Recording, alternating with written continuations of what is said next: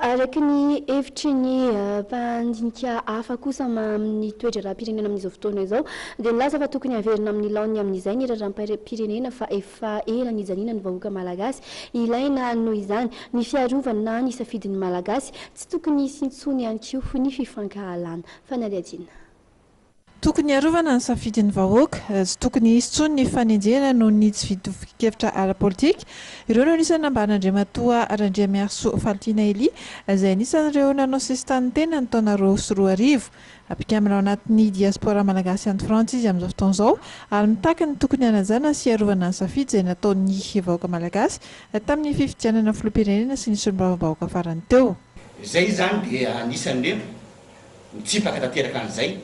fa ny safidim-bahoaka izay maro anisa dia tsy maintsy ho arovana ary maro fa manana tsy hanao intsony zay an'ilay hoe mandefitra manany rariny ka hoe zareo nitotra mitabataba ary izy mibe vola dia aleo tsika hitsoaka amin'izao fotoana izao ngamba tsy hisy hitsoaka intsony fa dia hifandamina eto tsisy akory ny fihetsiana ady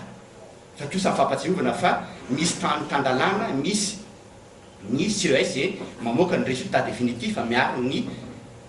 safidim-bahoaka ao dia tokony mianga pahatonina sy ampilaminana ny valiny dia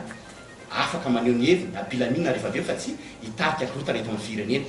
dia izay dia mitarika ireo mpitandro ny filaminana tompona andraikitra hafo rehetrarehetra andray ny andraikiny satria fiarovana amin'ny Madagasikara dia andraikitry ny malagasy rehetrarehetra na ny tompona andraikitry ny filaminana na ny malagasy rehetrarehetra hatrany amin'ny fokontany hanao andro masy